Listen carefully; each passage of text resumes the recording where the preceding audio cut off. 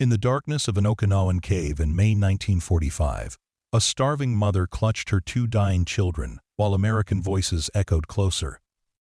Aiko Nakamura had prepared for this moment, the moment when the enemy would find them and end their suffering. But when Marine Corporal John Rodriguez appeared at the cave entrance, instead of raising his rifle, he did something that would shatter everything she believed about the invaders. He knelt down, removed his helmet, and offered her his last rations, risking court-martial to save the family of people he was supposed to consider enemies. Before we carry on, please hit the subscribe button to make my day, and let me know where you are watching from in the comments. The morning mist clung to the jagged limestone cliffs of southern Okinawa, like ghostly fingers, obscuring the devastation that stretched across what had once been peaceful farmland. The Battle of Okinawa had raged for 2 months, turning the island into a hellscape of mud, blood, and shattered dreams. In the depths of countless caves carved into the coral rock over millennia, thousands of Japanese civilians huddled in terror, believing with absolute certainty that death at American hands would be far worse than starvation in the darkness. 28-year-old Aiko Nakamura pressed herself against the cold stone wall of the cave, her arms wrapped protectively around her two children. 7-year-old Kenji and 5-year-old Yuki had not spoken in days, their small bodies too weak from hunger to waste energy on words. Their eyes, once bright with childhood wonder, now stared hollow and vacant into the perpetual gloom of their underground prison. Aiko could count every rib beneath their paper-thin skin, could feel the sharp angles of their shoulder blades when she held them close during the endless nights when the sounds of artillery made sleep impossible. The cave they called home stretched deep into the coral bedrock, its twisted passages connecting to a labyrinth that honeycombed the entire cliff face. Somewhere in the darkness behind them, other families whispered prayers to ancestors, mothers hummed lullabies to keep their babies quiet, and old men told stories of better times in voices so soft they barely disturbed the stagnant air. They had been here for 6 weeks now, ever since the American landing craft had appeared on the horizon like a swarm of mechanical locusts, disgorging thousands of soldiers onto their sacred soil. Aiko remembered that first terrible night, when the military officials had come to their village, their faces grave with the weight of impossible decisions. "The Americans will show no mercy," Colonel Watanabe had declared, his voice echoing in the small community hall where everyone had gathered. "They are demons who will torture your children before your eyes, who will defile your women and desecrate the graves of your ancestors. Death is preferable to capture."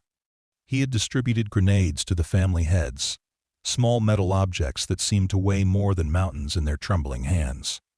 But as the days turned into weeks in their limestone tomb, Aiko began to question everything she had been told. The American voices she heard echoing through the cave system were not the savage growls of demons, but the ordinary conversations of young men, many of whom sounded barely older than children themselves. She heard them call out in broken Japanese, promising safety, offering food and medical care. Sometimes she caught fragments of English she recognized from her school days, before the war had made foreign languages forbidden. They spoke of their mothers, their sweethearts back home, their longing for the war to end. Corporal John Rodriguez of the 3rd Marine Division had been searching caves for 17 days straight, and each one broke his heart a little more. The 22-year-old from San Antonio, Texas, had enlisted the day after Pearl Harbor with dreams of glory and vengeance, but the reality of war had stripped away every romantic notion he had ever held about a combat. He had seen too many children's bodies pulled from collapsed bunkers, too many families who had chosen death over the possibility of mercy from an enemy they had been taught to fear above all else. Rodriguez carried extra rations in his pack, a practice that technically violated regulations but had become common among his unit. Sergeant O'Brien had made it clear that anyone caught sharing supplies with enemy civilians would face disciplinary action.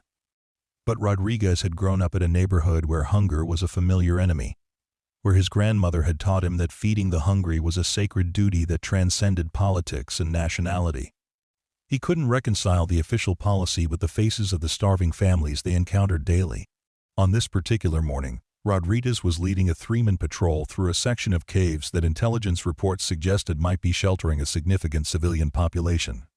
Private Danny Chen, a Chinese-American from San Francisco's Chinatown, served as their interpreter, his linguistic skills invaluable in coaxing terrified families from their hiding places. Private Michael O'Sullivan, a farm boy from Iowa with gentle hands and an even gentler heart, carried the medical supplies they hoped they wouldn't need but too often did. The entrance to Aiko's cave was partially concealed by fallen rocks and tangled vegetation, but the faint sound of a child's cough had betrayed their presence to Rodriguez's trained ears. He approached slowly, his rifle lowered but ready, while Chen called out softly in Japanese, explaining that they were American soldiers who wanted to help, not harm. The words echoed strangely in the confined space, mixing with the drip of moisture from limestone formations and the whispered prayers of unseen families deeper in the cave system. Aiko heard the voices and felt her heart hammer against her ribs, like a caged bird desperate for freedom. This was the moment she had dreaded and somehow anticipated for weeks. She pulled her children closer, feeling their fragile bodies trembling against hers, and waited for whatever fate awaited them. Kenji stirred slightly in her arms, his dry lips moving in what might have been his father's name. Yuki remained motionless, her breathing so shallow that Aiko had to press her ear to the child's chest to confirm she still lived. The beam of Rodriguez's flashlight cut through the darkness like a sword of white fire, revealing the cave's interior inch by inch. First came the rough coral walls, stained with moisture and decorated with the delicate formations that had taken centuries to create. Then the light found scattered possessions, a torn silk kimono that had once been beautiful, a wooden doll with one arm missing, a photograph of a young man in military uniform whose fate remained unknown to his family. Finally, the light reached Aiko and her children, and Rodriguez felt his breath catch in his throat.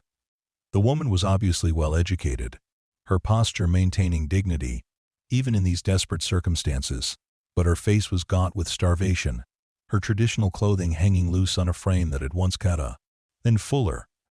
The children in her arms were so thin they seemed more spirit than flesh, their dark eyes reflecting the flashlight beam like those of nocturnal creatures caught in an unexpected dawn. For a moment that seemed to stretch across eternity, the American soldier and the Japanese mother simply stared at each other across the cultural and linguistic chasm that separated their worlds. Rodriguez saw not an enemy, but a mother, doing exactly what his own mother would do in similar circumstances, protecting her children with fierce determination, even when protection seemed impossible.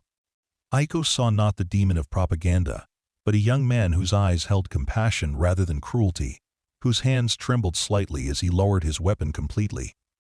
Chen spoke softly in Japanese, his voice carrying none of the harsh authority that military commands usually required.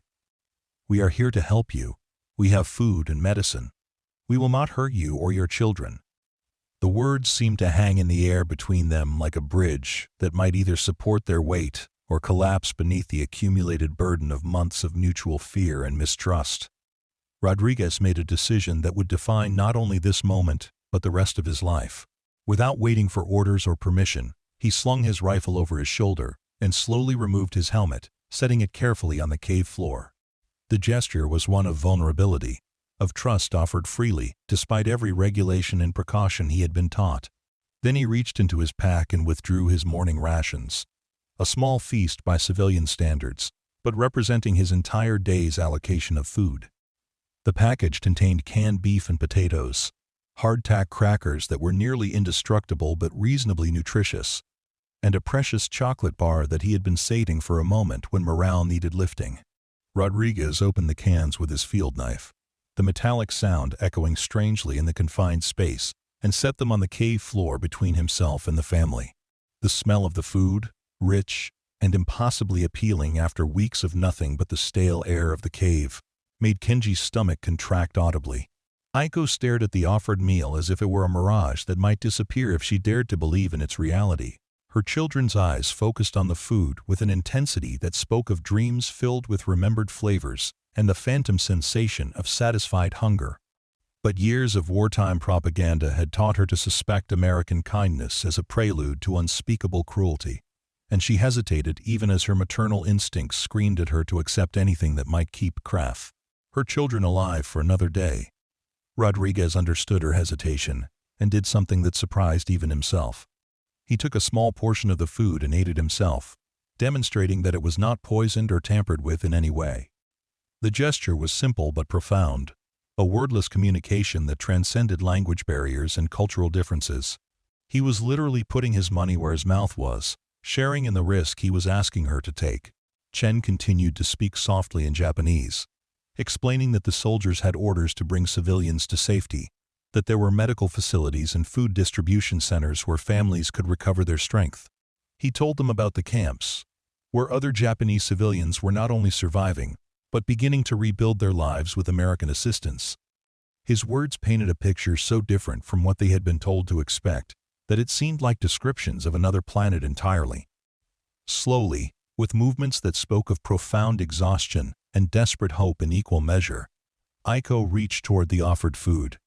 Her fingers, thin and pale from weeks in the cave, trembled as they touched the edge of the can. The metal was warm from Rodriguez's body heat, a small comfort that somehow made the gift seem more personal, more human. She lifted a small portion of the beef to her lips and tasted flavors she had almost forgotten existed, the richness of properly seasoned meat, the satisfying density of real sustenance. The effect on her children was immediate and heartbreaking. Kenji's eyes widened with an alertness that had been absent for days, and he reached toward the food with movements that were still weak but carried new purpose. Yuki stirred in her mother's arms for the first time in hours, her nostrils flaring as the scent of actual nourishment reached her consciousness. Aiko began to feed them tiny portions, careful not to overwhelm stomachs that had been empty for too long, but unable to resist giving them more than strict caution would have recommended. As the children ate, Rodriguez found himself thinking about his own family back in San Antonio. His mother Maria had raised 5 children alone after his father died in a construction accident, and he knew the fierce protective love that could drive a woman to impossible sacrifices for her offspring. Watching Aiko ensure that each bite went to her children first, that their needs were met before she even considered her own hunger, he saw the universal language of motherhood that needed no translation. O'Sullivan had been maintaining watch at the cave entrance, but the sounds of the encounter drew him deeper into the limestone chamber. When he saw the family sharing the meal with obvious gratitude but continued caution, he made his own decision to violate regulations. From his medical pack, he withdrew additional rations he had been carrying for emergencies, along with a small supply of vitamins that could help counteract the effects of prolonged malnutrition. The 3 Americans watched in silence as the family ate, each man lost in his own thoughts about the strange turns that war could take. They had been trained to see these people as enemies, as supporters of a regime that had attacked their homeland without warning and fought with what seemed like inhuman fanaticism. But faced with the reality of a mother trying to keep her children alive in circumstances no parent should ever have to endure, the political abstractions seemed meaningless. Chen, whose own family had fled China to escape Japanese occupation, found his feelings particularly complicated by the encounter. His parents had told him stories of atrocities committed by Japanese soldiers in their homeland, of brutalities that had driven them to seek refuge on the other side of the Pacific Ocean. Yet watching these children eat with desperate gratitude, he could only see innocence that had been caught up in conflicts beyond their understanding or control. As the immediate edge of the family's hunger began to dull, communication became easier. Aiko's English, rusty from years of disuse but still functional, allowed for halting conversations that revealed the human stories behind the military statistics. She told them about her husband Hiroshi, a teacher who had been conscripted into the Imperial Army 2 years earlier and whose fate remained unknown. She spoke of their life before the war, when Kenji had attended school and dreamed of becoming a doctor, when Yuki had played in gardens that were now cratered battlefields. Rodriguez shared his own story in return, describing his family's small restaurant where his mother had taught him that food was love, made visible, that sharing a meal was the most basic form of human kindness. He explained how his unit had been ordered to clear the caves, not for conquest, but to prevent more families from dying needlessly in hiding places that offered no real protection from the ongoing battle above ground. The conversation revealed the absurd tragedy of their situation with crystalline clarity. Here was a Japanese mother, whose only crime was loving her children enough to try to keep them alive, and here were American soldiers, whose only mission was to end a war that had already lasted too long and claimed to bear many lives.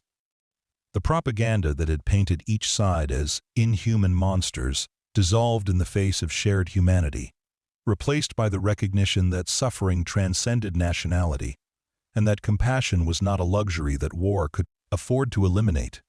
As they talked, other voices began to emerge from the deeper recesses of the cave system. Word of the Americans' unexpected kindness had spread through whispered conversations, and slowly, cautiously, other families began to appear in the circle of flashlight illumination. An elderly man supporting his wife, both moving with the careful dignity of people determined not to surrender their self-respect, despite their desperate circumstances. A young mother with an infant whose cries had been silenced by hunger, but who still clung to life with stubborn determination. Each new appearance created a moment of tension, as people who had been taught to expect torture and death instead found soldiers offering food and medical attention. Rodriguez and his men distributed their remaining supplies, knowing they were violating every regulation about fraternizing with enemy civilians, but unable to reconcile military law with basic human decency.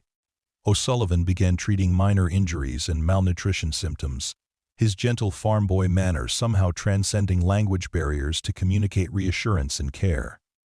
The scene that unfolded in that limestone cave represented something that military historians would later struggle to categorize or explain. It was not surrender in any traditional sense, because the civilians had never been combatants to begin with.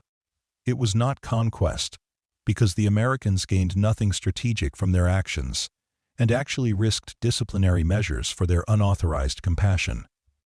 Instead, it was something rarer and more precious in wartime, a moment when human beings chose to see each other as individuals rather than representatives of opposing ideologies. Aiko found herself studying Rodriguez's face in the shifting light of the flashlights, trying to reconcile this gentle young man with the demonic invaders of government propaganda. His features were softer than she had expected, his eyes holding a weariness that suggested he too had seen more suffering than any person should have to witness. When he smiled at Kenji, who was slowly regaining enough strength to sit up on his own, she saw the same expression her own husband had worn when playing with their children in better times.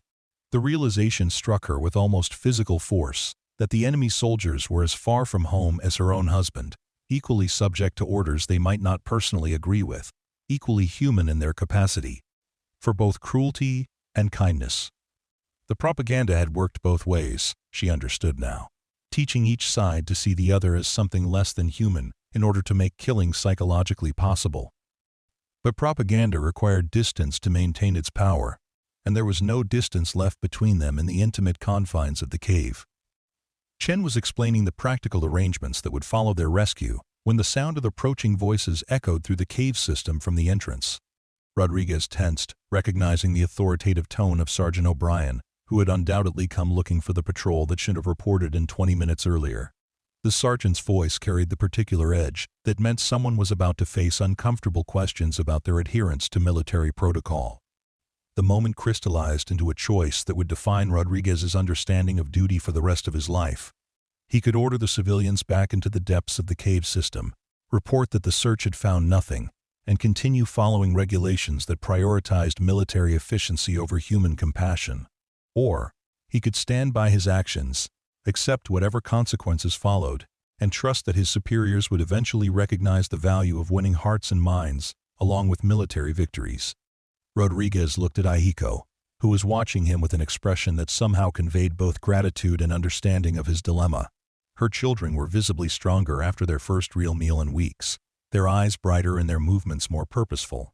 Behind them, other families waited in the shadows, their hopes now tied to decisions being made by young men in uniforms who had suddenly become the arbiters of their fate.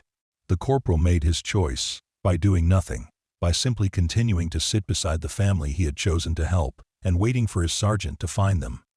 When O'Brien's flashlight beam finally cut through the darkness to reveal the scene, Rodriguez met his superior's gaze steadily. Ready to accept responsibility for his actions, and to argue if necessary that regulations should never prevent soldiers from acting with basic human decency. Sergeant O'Brien was a career military man whose 17 years of service had taught him that the chain of command existed for good reasons, and that individual initiative, however well-intentioned, could have devastating consequences in combat situations. But he was also a father of 3 who had joined the Marines to protect his family and his country, and the sight of starving children sharing rations with American soldiers touched something deeper than military protocol could reach. The standoff lasted perhaps 30 seconds, though it felt much longer to everyone involved. O'Brien studied the scene with eyes that had seen too much of war's cruelty to be surprised by occasional examples of its opposite. He saw his men sharing their food with enemy civilians, a clear violation of standing orders. He also saw children who would certainly have died without intervention, and families who were choosing trust over the certain death that propaganda had promised them in American hands. Finally, the sergeant spoke, his voice carrying the weight of decisions that would ripple far beyond this moment. "Looks like you found a pocket of civilians who need medical attention and transport to the refugee processing center." The words were carefully chosen, creating an official narrative that could justify the actions his men had taken, while avoiding the disciplinary complications that would have followed a more literal report. Rodriguez felt a wave of relief and gratitude toward his superior that transcended military hierarchy. O'Brien was not just covering for his men's violation of regulations, but was actively supporting their choice to prioritize human need over bureaucratic convenience. The sergeant's decision demonstrated the kind of leadership that transformed military units from mere fighting forces into genuine instruments of positive change. The evacuation that followed was carefully orchestrated to maintain the dignity of the civilian families while ensuring their safety during the journey to American-controlled territory. Chen continued to serve as translator, explaining each step of the process and reassuring people who had spent weeks expecting death that they were genuinely being offered life instead. O'Sullivan monitored the medical condition of the most vulnerable individuals, particularly the children and elderly, who would need immediate attention once they reached proper medical facilities. Aiko walked slowly beside Rodriguez as they made their way through the cave system toward the entrance, her children flanking her with steps that grew stronger with each passing hour. The improvement in their condition was remarkable, testament to the resilience of young bodies once they received even minimal proper nutrition. Kenji had begun asking quiet questions about the American soldiers, his natural curiosity overcoming weeks of fear-induced silence. The journey to the surface revealed the full extent of the devastation that had been hidden from the cave dwellers during their weeks underground. The landscape that had once been filled with terraced fields and traditional farmhouses now resembled the surface of an alien planet, scarred by artillery craters and littered with the debris of mechanized warfare. Yet even in this wasteland, signs of recovery were visible. Places where American engineering units had begun rebuilding infrastructure, and where small gardens were already beginning to sprout from soil that had been churned by tank treads. The Refugee Processing Center was a sprawling complex of tents and temporary buildings that housed nearly 3,000 Japanese civilians who had emerged from caves, bunkers, and hiding places throughout southern Okinawa. The facility represented one of the war's most successful experiments in civil affairs, a place where former enemies were being transformed into partners in the difficult work of rebuilding a shattered society. Dr. Sarah Chen, no relation to the Marine translator, was one of the American medical officers assigned to the center. A second-generation Chinese-American from Los Angeles, she had volunteered for overseas duty specifically to work with civilian populations affected by the Pacific War. Her medical training had prepared her for the physical challenges of treating malnutrition and trauma-related conditions. But nothing had quite prepared her for the emotional complexity of caring for people who had been taught to fear her as much as she had once feared them. The arrival of Rodriguez's group created a small sensation in the medical facilities, not because of their condition, which was unfortunately typical, but because of the circumstances of their rescue. Word spread quickly through the staff that here was another example of frontline soldiers choosing compassion over protocol, risking their careers to save lives that regulations would have written off as acceptable casualties of war. Dr. Chen examined each member of the Nakamura family with careful thoroughness, documenting the effects of prolonged malnutrition while marveling at their survival. Kenji and Yuki were severely underweight and showed signs of vitamin deficiency, but their basic physiological functions remained strong enough to suggest complete recovery with proper care. Aiko herself was in worse condition than her children, having clearly been sacrificing her own nutrition to maximize theirs, a pattern Dr. Chen had observed in virtually every family group they treated. The medical evaluation revealed something else that would have long-term implications for everyone involved.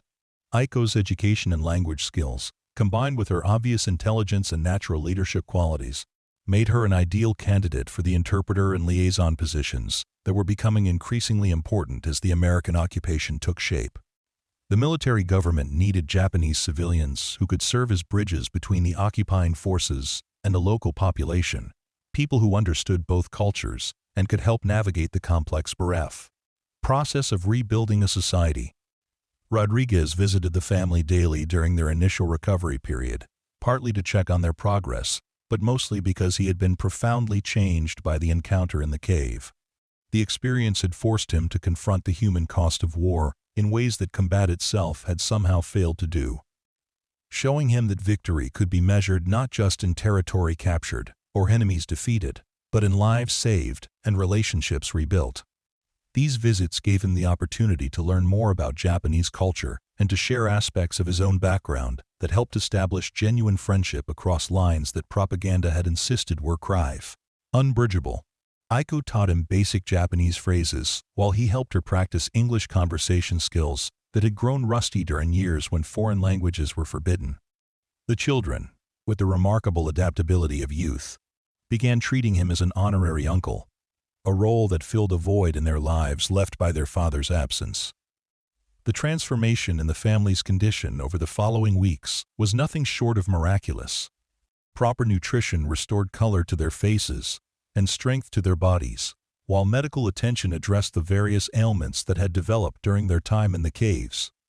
But even more remarkable was the psychological healing that occurred, as they realized that their survival was not temporary, that they were genuinely safe and had a future to plan for rather than simply enduring each day as it came.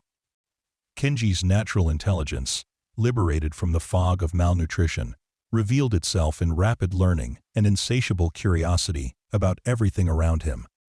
He began attending the improvised school that had been established at the refugee center, where American teachers worked with Japanese volunteers to provide education for the hundreds of children who had missed months or years of formal learning due to the war.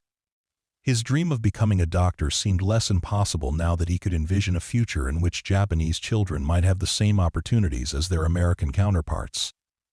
Yuki's recovery was perhaps even more dramatic, as her personality emerged from the shell shock that had kept her silent for weeks.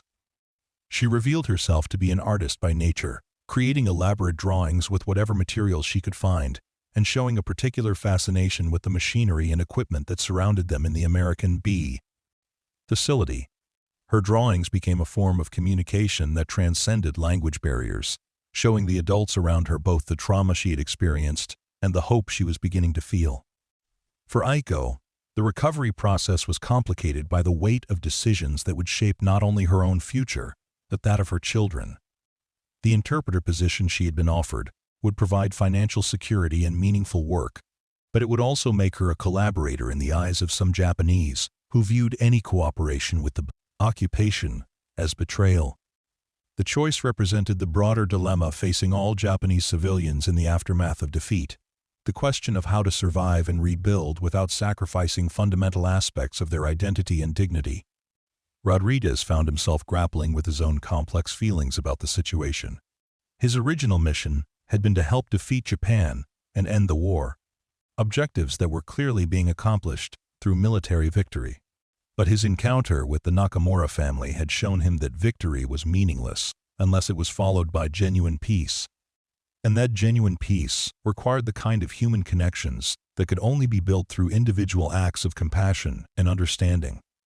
The sergeant's decision to support his men's unauthorized compassion had set a precedent that rippled through their entire unit and beyond. Other patrols began carrying extra rations specifically for civilian encounters, and the practice of sharing food with hungry families became an unofficial but widely accepted policy. The change in approach produced measurable results in terms of civilian cooperation and intelligence gathering, as families who had been treated with kindness were far more likely to provide information about remaining military holdouts and booby traps. Lieutenant Colonel Harrison, the battalion commander, initially had concerns about his men's deviation from established protocols. Military discipline existed for good reasons, and individual soldiers making policy decisions based on personal feelings could theoretically undermine the entire command structure. But the positive results being achieved by units that emphasized humanitarian concerns over strict adherence to regulations were impossible to ignore, particularly when measured against the continued resistance encountered by forces that maintained more traditional approaches to civilian populations. The success of Rodriguez's approach became a case study that was eventually incorporated into military training programs, though the lessons learned were complex and sometimes contradictory. On one hand, the experience demonstrated the value of treating enemy civilians with dignity and compassion, both for moral reasons and for practical military benefits. On the other hand, it showed how difficult it could be to maintain institutional discipline when individual soldiers were encouraged to make independent ethical decisions in complex situations. Dr. Chen's medical reports on the Nakamura family became part of a larger study on the effects of combat-related malnutrition and trauma on civilian populations. Her findings contributed to improved protocols for treating refugees and displaced persons, particularly children whose developing bodies and minds were especially vulnerable to the effects of prolonged stress and inadequate nutrition. The research would later influence American approaches to humanitarian intervention in other conflicts, though the lessons were often forgotten or ignored when political considerations took precedence over human prowess. As summer progressed and the Battle of Okinawa officially ended, the refugee center evolved into something more resembling a small town than a temporary facility. Gardens were planted, workshops established, and cultural activities organized that helped maintain Japanese traditions while incorporating American influences. The hybrid society that emerged was unique in history, a genuine fusion of cultures that occurred not through conquest or assimilation, but through mutual recognition of shared humanity. Aiko's work as an interpreter and liaison became increasingly important as the American military government struggled with the complexities of administering a defeated enemy population. Her ability to explain American intentions to Japanese civilians while helping American officials understand the cultural and practical concerns of their new responsibilities made her an invaluable bridge between two worlds that were learning to coexist rather than merely to dominate and submit. The relationship between her family and Rodriguez evolved beyond simple gratitude into genuine friendship that would last for decades. He became a regular presence in their lives, sharing holidays and celebrations, offering advice and support during difficult times, and serving as living proof that enemies could become friends when they recognized each other's fundamental humanity. Their friendship would later serve as an example for other families and soldiers, demonstrating that the bonds forged in wartime could survive and flourish in peacetime. Rodriguez's letters home to his family in San Antonio provided his mother and siblings with a perspective on the war that was rarely represented in official media coverage. His descriptions of Japanese families struggling to survive and rebuild challenged stereotypes and propaganda that portrayed all Japanese as fanatical enemies deserving of whatever fate befell them. His mother Maria began including the Nakamura family in her prayers, understanding that her son's war experience had taught him lessons about human nature that would shape his character for the rest of his life. The children's adaptation to their new circumstances was perhaps the most hopeful aspect of the entire experience. Kenji and Yuki learned English with the facility that came naturally to young minds, and they began to see American soldiers not as occupiers, but as protectors and friends. Their drawings and stories from this period reflected a worldview that was fundamentally different from what they had been taught before the war. One that recognized the possibility of friendship and cooperation across cultural and national boundaries. When news arrived that Japan had officially surrendered following the atomic bombings of Hiroshima and Nagasaki, the reaction at the refugee center was complex and sometimes contradictory. Relief that the killing would finally end was mixed with grief for all that had been lost. hope for the future combined with uncertainty about what form that future would take. For families like the Nakamuras, who had already begun the process of rebuilding their lives with American assistance, the end of the war represented validation of the choices they had made and the relationships they had formed. Rodriguez participated in the formal surrender ceremonies as part of the honor guard, but his thoughts were primarily focused on the civilian families he had helped rescue and the bridges that had been built between former enemies. The pomp and circumstance of official victory seemed less important than the quiet moments in caves and hospitals where individual human beings had chosen compassion over hatred, understanding over prejudice. The demobilization process that followed the surrender created new challenges and opportunities for everyone involved. American soldiers like Rodriguez faced decisions about whether to remain in Japan as part of the occupation forces or to return home and resume their civilian lives. Japanese families confronted choices about where to live and how to make a living in a society that was being fundamentally restructured under foreign occupation. Aiko ultimately chose to remain on Okinawa, accepting a position with the emerging civilian government that would allow her to continue serving as a bridge between American administrators and Japanese residents. Her children enrolled in schools that combined American educational methods with Japanese cultural content, preparing them for a future in which bilingual and bicultural skills would be valuable assets, rather than suspicious liabilities. Rodriguez extended his enlistment to remain in Japan for an additional 2 years, motivated partly by his commitment to the reconstruction effort, but primarily by his desire to see the families he had helped become truly stable and secure. His decision reflected a broader recognition among many American servicemen that winning the war was only the first step in a longer process of building genuine peace. The story of the encounter in the cave became something of a legend within the 3rd Marine Division, told and retold as an example of what individual soldiers could accomplish when they allowed their humanity to guide their actions. New recruits arriving for occupation duty were briefed on the incident as part of their orientation, learning that their mission involved not just maintaining security, but actively participating in the complex work of transforming enemies into allies. Years later, when Kenji had indeed become a doctor, and Yuki had established herself as an artist whose work reflected the cultural fusion of her upbringing, they would look back on that moment in the cave as the turning point that made their achievements possible. Their success represented not just individual triumph, but vindication of the choice that a young Marine corporal had made to see them as children deserving of help, rather than enemies deserving of indifference. Rodriguez returned to San Antonio in 1947 with a fundamentally changed understanding of war, peace, and the responsibilities that came with victory. He used his GI benefits to attend college and eventually became a teacher, always emphasizing in his classes the importance of looking beyond stereotypes and propaganda to recognize the humanity in everyone, even though society might label as enemies. The friendship between the Rodriguez and Nakamura families continued through correspondence and occasional visits, creating bonds that would span generations. Their children and grandchildren would grow up knowing that the artificial divisions created by politics and war need not prevent genuine human connections. That individual acts of kindness could have consequences far beyond their immediate circumstances.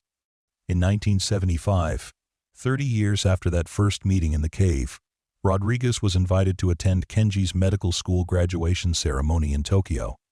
Standing in the audience as the young man he had helped save received his degree, the former Marine reflected on the long chain of consequences that had followed from his decision to share his rations with a starving family. The doctor that Kenji had become would go on to save countless lives, each one a multiplying effect of the compassion shown in a limestone cave 3 decades earlier. The story of that encounter would be told and retold in various forms over the years, sometimes becoming distorted by repetition, but always maintaining its essential truth about the power of individual human beings to choose compassion over indifference, understanding over hatred. It became part of the larger narrative of how former enemies had learned to become friends, how occupation had evolved into partnership, and how the most important victories in war were often the quiet ones that occurred when people recognized each other's humanity. For Aiko, the memory of that morning remained vivid for the rest of her long life. She would tell her grandchildren about the American soldier who had risked punishment to feed her starving children, emphasizing not just his kindness, but the lesson that enemies were often just people who had been taught to fear each other without justification. Her story became part of her family's oral history, a reminder that even in the darkest times, individual acts of courage and compassion could light the way toward better futures. The cave where they had first met became something of a shrine for both families, a place they would visit together on significant anniversaries to remember how their unlikely friendship had begun. The limestone walls that had once sheltered fear and desperation now stood as silent witnesses to the transformation that was possible when human beings chose to see past the artificial divisions that politics and war had created. In the end, the story of Rodriguez and the Nakamura family represented something larger than any individual experience, though it was through individual experience that its lessons were learned and transmitted. It showed that victory in war meant nothing unless it led to genuine peace. That genuine peace could only be built through human connections that transcended nationality and ideology, and that such connections began with simple acts of kindness between individuals who chose to see each other as fellow human beings rather than representatives of opposing forces. The rations shared in that cave had satisfied more than physical hunger. They had nourished the possibility of understanding between peoples who had been taught to see each other as enemies. The risk that Rodriguez had taken in violating regulations had been rewarded not with court-martial, but with the knowledge that his actions had helped transform the lives of an entire family, and, by extension, contributed to the larger transformation of Japanese-American relations. The legacy of that encounter extended far beyond the individuals directly involved. The approach pioneered by Rodriguez and supported by Sergeant O'Brien became a model for civil affairs operations in subsequent conflicts, though the lessons were not always remembered or applied consistently. Military historians would later identify the treatment of civilian populations as one of the key factors in determining whether military victories translated into lasting peace or merely temporary cessations of hostilities. Dr. Sarah Chen's medical research on trauma and recovery among refugee populations became foundational work in what would later be recognized as the field of disaster psychology. Her documentation of how quickly children could recover from severe malnutrition when provided with proper care and emotional support influenced medical protocols for decades to come. More importantly, her observations about the psychological benefits of treating patients with dignity and respect helped establish principles that extended far beyond military medicine. The improvised school at the refugee center where Kenji had resumed his education became a prototype for educational programs in post-conflict situations. The combination of practical skills training with cultural preservation created a model that would be adapted and implemented in various forms throughout the developing world. Teachers who had worked at the center would go on to establish similar programs in other countries, carrying forward the lessons learned about the importance of education in building sustainable peace. Yuki's artistic development during her time at the refugee center provided insights into how creative expression could serve as both therapy and communication tool for children traumatized by war. Her drawings from that period, preserved by her mother and later donated to a museum, became part of exhibitions about children's experiences in wartime and the healing power of art. The techniques developed by the American and Japanese staff, who encouraged her creativity, influenced art therapy programs that would help countless other children process their own traumatic experiences. The transformation of the refugee center from a temporary facility into a functioning community demonstrated the possibility of successful integration between occupying forces and civilian populations when the relationship was based on mutual respect rather than domination and submission. The hybrid culture that emerged became a subject of study for sociologists and anthropologists interested in understanding how different peoples could successfully merge their traditions and practices without losing their essential identities. Aiko's work as an interpreter and cultural liaison became increasingly sophisticated as she gained experience and confidence in her role. She developed training materials and protocols that helped other Japanese civilians transition into similar positions, creating a network of bilingual and bicultural professionals who became essential to the success of the occupation. Her innovations in cross-cultural communication were eventually codified into official training manuals, used by military and civilian personnel in other occupied territories. The friendship between Rodriguez and the Nakamura family became a symbol of what was possible when people chose to see past the artificial divisions created by politics and war. Their correspondence over the years, preserved by both families, provided historians with intimate insights into how relationships between former enemies could evolve into genuine friendship and mutual respect. The letters revealed the gradual development of trust and understanding that occurred as both sides learned to appreciate each other's perspectives and experiences. Rodriguez's decision to extend his military service and remain in Japan for additional years was motivated not just by his commitment to the families he had helped, but by his growing understanding that building peace was a more complex and important task than winning war. His work during the extended occupation period involved training other soldiers in the humanitarian aspects of their duties, helping them understand that their mission extended far beyond maintaining security to actively participating in the reconstruction of a shattered society. The success stories that emerged from the refugee center provided powerful ammunition for those who argued that generous treatment of defeated enemies was not just morally superior, but strategically more effective than harsh punitive measures.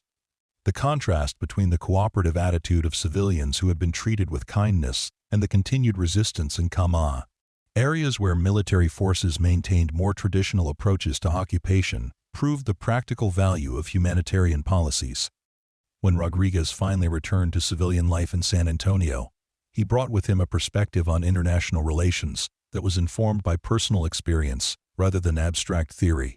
His work as a teacher allowed him to share these insights with successive generations of students, many of whom would go on to careers in diplomacy, international development, and cross-cultural understanding. His classroom became a place where the lessons learned in Okinawan caves were transmitted to young Americans who would face their own challenges in navigating an increasingly interconnected world. The educational philosophy that Rodriguez developed was based on the conviction that understanding between peoples could only be built through personal contact and shared experience. He organized exchange programs that brought Japanese students to Texas and sent American students to Japan, creating opportunities for young people to form the kind of friendships that could prevent future conflicts. These programs became models for similar initiatives that connected American communities with former enemy nations throughout the world. Kenji's medical career was profoundly influenced by his childhood experience of receiving life-saving care from people he had been taught to fear. He specialized in emergency medicine and disaster response, dedicating his professional life to treating people in crisis, regardless of their nationality or political affiliation. His work with international medical organizations took him to conflict zones around the world, where he applied the lessons learned from American medics about the importance of treating all patients with dignity and compassion. The medical techniques that Kenji learned from American doctors at the refugee center were eventually incorporated into Japanese medical training programs, creating another avenue through which the cultural exchange initiated by wartime encounters continued to influence both societies. His research on trauma treatment and recovery became internationally recognized, contributing to improved protocols for treating survivors of war and natural disasters throughout the Pacific region. Yuki's artistic career reflected the cultural fusion that had shaped her childhood, combining traditional Japanese aesthetic principles with American influences to create a distinctive style that resonated with audiences in both countries. Her paintings and sculptures often depicted themes of reconciliation and understanding, drawing on her personal experience of transformation from enemy to friend. Her work was exhibited in galleries and museums throughout Japan and the United States, serving as visual reminders of the possibility of healing after conflict. The art education programs that Yuki eventually established drew on her experience of how creative expression could serve as a bridge between cultures and a tool for processing difficult emotions. Her schools attracted students from around the world who were interested in learning how art could be used to promote understanding and reconciliation between peoples who had been divided by conflict or prejudice. Aiko's later career in international relations built on her experience as a cultural bridge during the occupation period.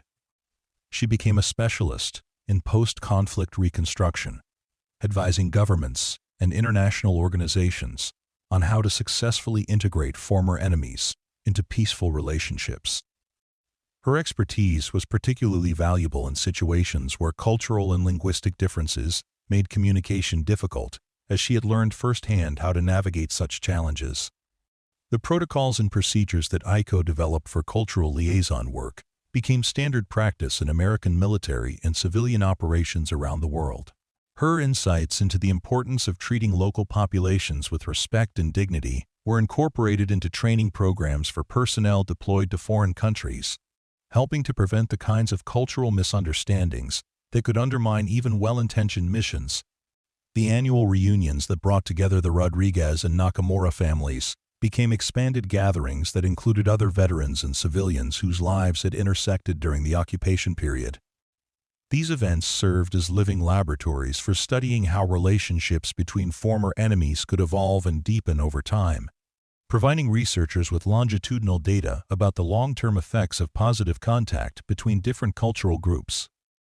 The stories shared at these reunions became part of an oral history project that documented the human side of the occupation experience, capturing perspectives that were often missing from official military and diplomatic records.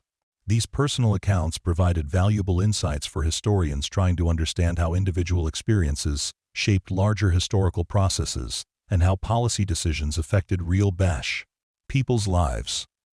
Rodriguez's grandchildren grew up knowing the Nakamura family as honorary relatives, learning Japanese phrases and customs as naturally as they learned about their own Mexican-American heritage. This multi-generational friendship demonstrated how the bonds formed in wartime could create lasting connections that enriched the lives of people who had no direct experience of the conflict that brought their families together. The educational exchange programs that both families supported brought thousands of young Americans and Japanese together over the decades, creating networks of personal relationships that strengthened diplomatic and economic ties between the two nations. Former exchange students became business leaders, educators, diplomats, and community organizers who carried forward the spirit of understanding that had originated in encounters like the one between Rodriguez and the Nakamura family. When Rodriguez passed away in 2003, at the age of 80, his funeral was attended by representatives of the Nakamura family and dozens of other Japanese families whose lives had been touched by his kindness during the occupation years. The ceremony became an international event that celebrated not just his individual life, but the broader legacy of compassion and understanding that he had helped establish.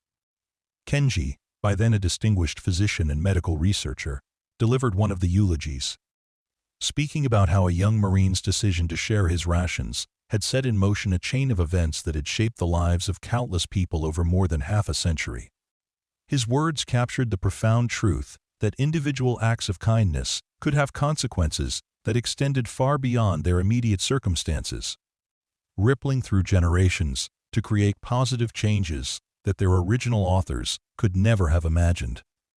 The memorial scholarship established in Rodriguez's name funded educational exchanges between American and Japanese students interested in studying conflict resolution, international relations, and cross-cultural understanding.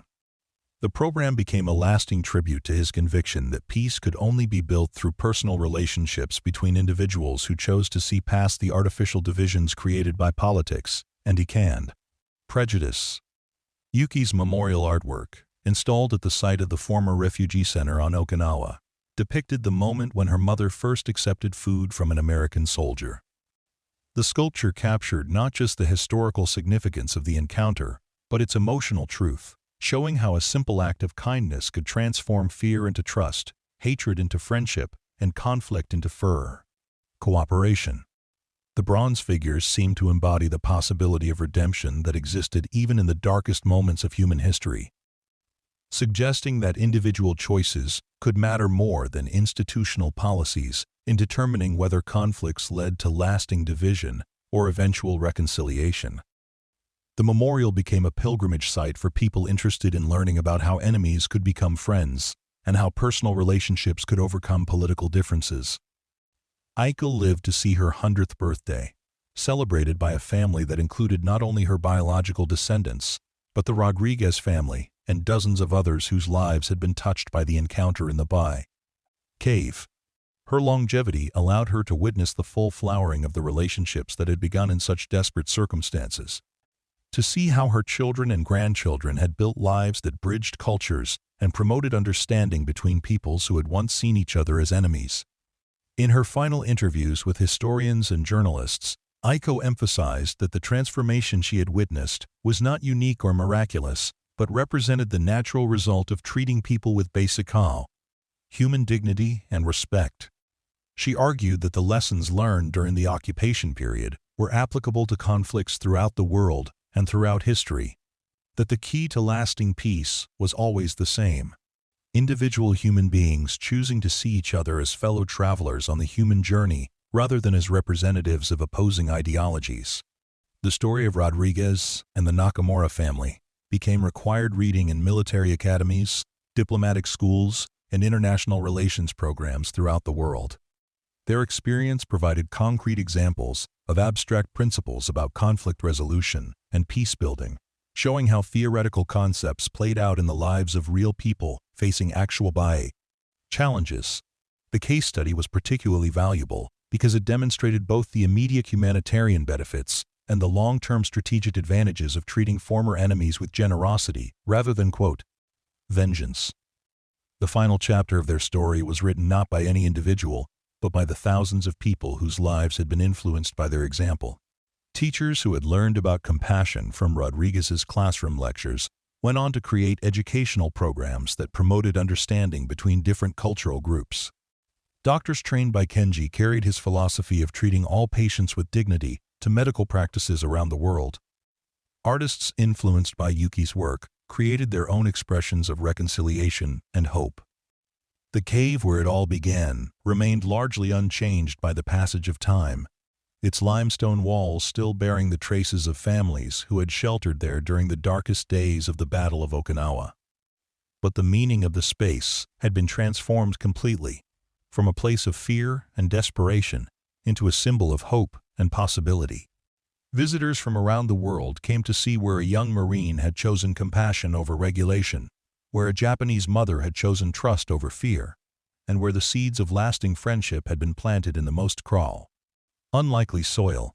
The legacy of that encounter continued to grow and evolve decades after all the original participants had passed away, proving that individual acts of kindness could indeed change the world, one relationship at a time. The story served as a reminder that even in the midst of humanity's darkest moments, individual choices could create light that would illuminate paths toward better futures for generations yet unborn. The documentation of their story became the foundation for a comprehensive research project undertaken by the International Institute for Conflict Resolution at Stanford University. Dr. Margaret Sullivan, the granddaughter of Private Michael O'Sullivan who had provided medical care during that first encounter, dedicated her academic career to studying how individual humanitarian actions during wartime could influence larger patterns of reconciliation and peace-building.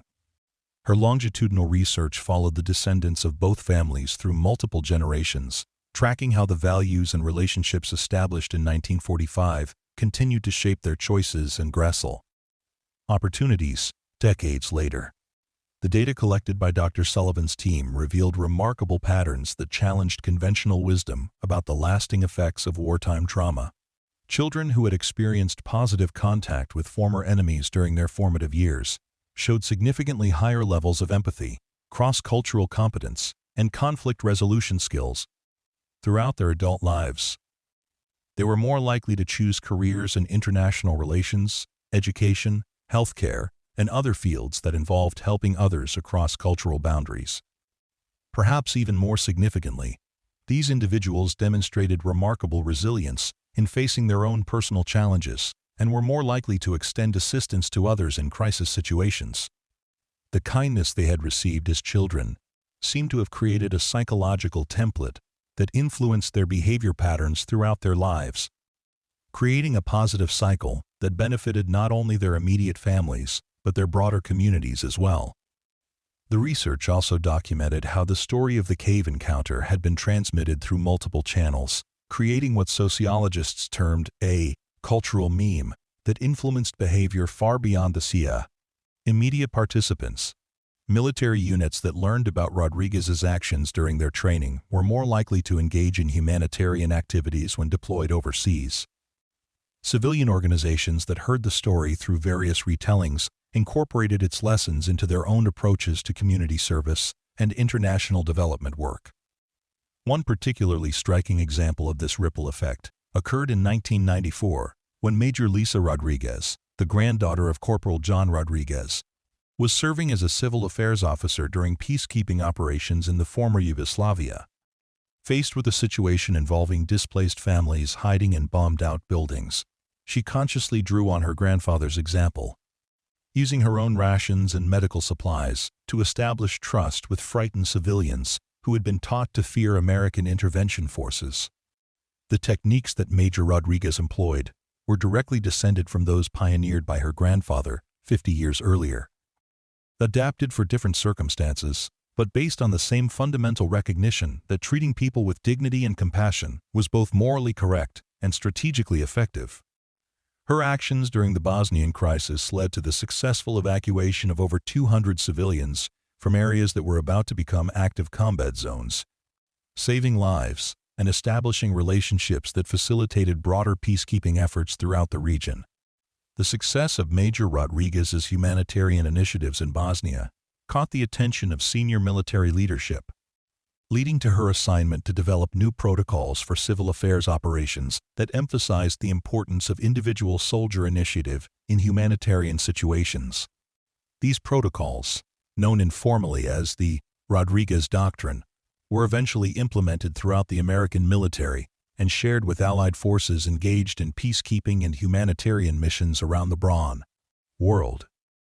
Meanwhile, Dr. Kenji Nakamura's son, Dr. Hiroshi Nakamura, had established himself as one of the world's leading experts in disaster medicine and emergency response coordination.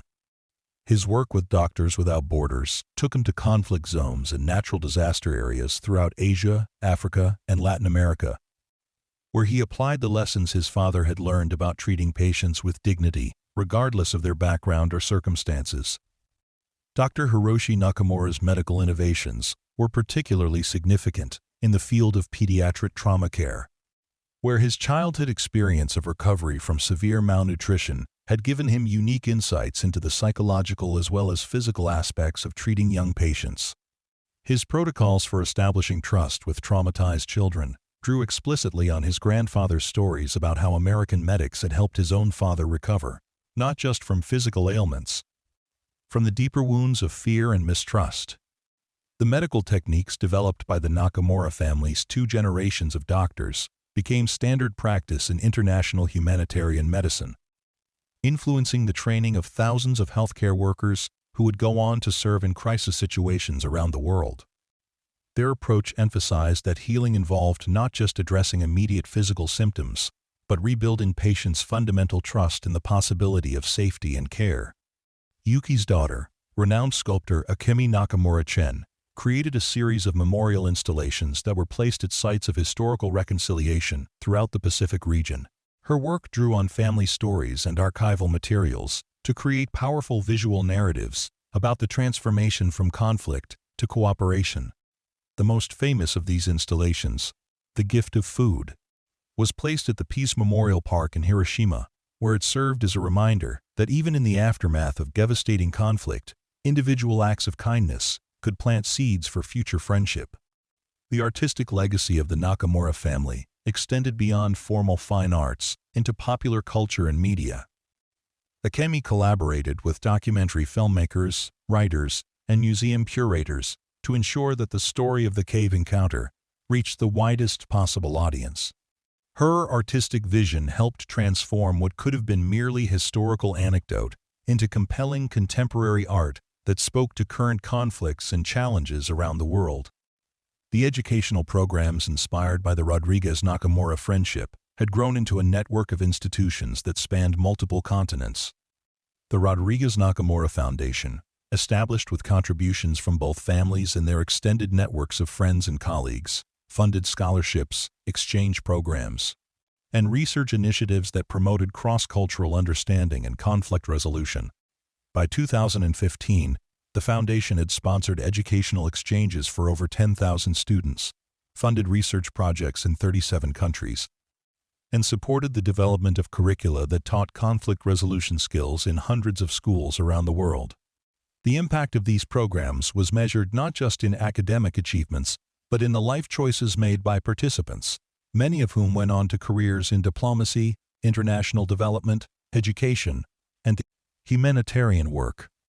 One of the most innovative programs developed by the Foundation involved bringing together children from current conflict zones for intensive cultural exchange and peace education experiences.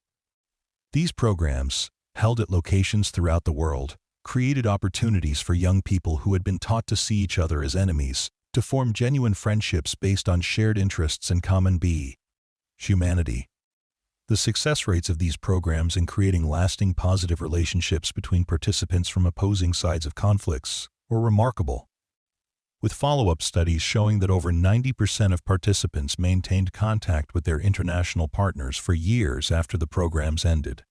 Many of these relationships evolved into collaborative projects that addressed shared challenges in participants' home communities, creating practical benefits that extended far beyond the original educational objectives. The psychological research conducted on program participants revealed fascinating insights into how positive cross-cultural contact during adolescence could influence brain development and personality formation. Neurological studies showed that teenagers who participated in intensive peace education programs demonstrated enhanced development in brain regions associated with empathy, perspective-taking, and conflict resolution. These neurological changes appeared to be permanent, influencing participants' behavior patterns and decision-making processes throughout their adult lives. The scientific documentation of how positive experiences during critical developmental periods could create lasting changes in brain structure and function provided important validation for the educational approaches pioneered by the Rodriguez-Nakamura Foundation. The research findings were published in leading neuroscience and psychology journals, influencing the development of similar programs by other organizations and government agencies around the world. The technological revolution of the early 21st century created new opportunities for extending the reach and impact of the story that had begun in an Okinawan cave. Social media platforms allowed for the rapid sharing of historical accounts, personal testimonies, and contemporary applications of the lessons learned from the Rodriguez-Nakamura encounter. Video documentaries, podcasts, and interactive websites made it possible for people around the world to engage with the story and apply its insights to their own situations. The digital archive created by the families and their academic collaborators became one of the most comprehensive collections of materials documenting how individual relationships could influence larger historical processes. The archive included not only official documents and photographs, but also personal letters, diary entries, artwork, audio recordings, and video interviews that captured the human dimensions of the story across multiple generations. Students and researchers from around the world could access these materials to conduct their own investigations into questions about conflict resolution, cultural understanding, and the long-term effects of any humanitarian action. The interactive nature of the digital platform allowed users to trace connections between different elements of the story, following threads of influence that extended across decades and continents. The most recent additions to the archive documented how the COVID-19 pandemic had created new opportunities for applying the lessons learned from the Rodriguez-Nakamura friendship. Healthcare workers treating patients from different cultural backgrounds drew on the family's approaches to building trust across language and cultural barriers. Community organizations responding to the economic and social disruptions caused by the pandemic used techniques developed by the Foundation's educational programs to bring together people from different backgrounds in collaborative problem-solving efforts. The global nature of the pandemic response also created opportunities for international cooperation that reflected the spirit of the original cave encounter. Medical professionals from countries that had been political adversaries found themselves working together to develop treatments and vaccines, sharing research findings and resources in ways that transcended traditional diplomatic boundaries. Dr. Eleanor Rodriguez Kim, a great-granddaughter of Corporal Rodriguez, who had become an infectious disease specialist, found herself working closely with Japanese researchers during the early stages of the MRA pandemic response. Her collaboration with Dr. Takeshi Nakamura, a Greek grandson of Aiko Nakamura, who specialized in public health policy, created a living example of how the friendship between their ancestors continued to generate positive results in addressing contemporary challenges. Their joint research on community-based pandemic response strategies drew explicitly on the historical example of how individual acts of kindness during the Okinawan occupation had created trust that facilitated broader cooperation between formerly hostile populations. Their published papers argued that public health responses to global crises could be more effective when they incorporated lessons learned from successful examples of building relationships across cultural and political divides. The practical applications of their research were implemented in vaccination distribution programs that emphasized the importance of cultural sensitivity and community engagement in reaching populations that might otherwise be suspicious of government health initiatives. The techniques they developed proved particularly effective in refugee communities and other populations that had reasons to distrust official authorities based on historical experiences of discrimination or persecution. As the story of Rodriguez and the Nakamura family approached its 80th anniversary, efforts were underway to ensure that its lessons would continue to be transmitted to future generations through new media and educational formats. Virtual reality experiences were being developed that would allow people to experience something approaching the emotional intensity of the original cave encounter, helping them understand viscerally how fear could be transformed into trust through individual acts of compassion. These technological innovations were designed not to replace human relationships, but to create stronger foundations for them by helping people develop empathy and understanding that could support more meaningful, cross-cultural connections. The virtual reality programs were being integrated into peace education curricula that would reach millions of students around the world, creating opportunities for experiential learning that went far beyond traditional classroom instruction. The legacy of that single moment, when a young Marine chose to share his food with a starving family, had grown into a global movement that touched virtually every aspect of human endeavor, where people from different backgrounds needed to work together constructively. From international diplomacy to local community organizing, from medical care to artistic expression. The principles demonstrated in that Okinawan cave continued to provide guidance for people seeking to build bridges across the divisions that too often separated human communities. In the end, the most powerful weapons against hatred and division were not military might or political maneuvering, but simple human kindness and the courage to see enemies as neighbors waiting to become friends.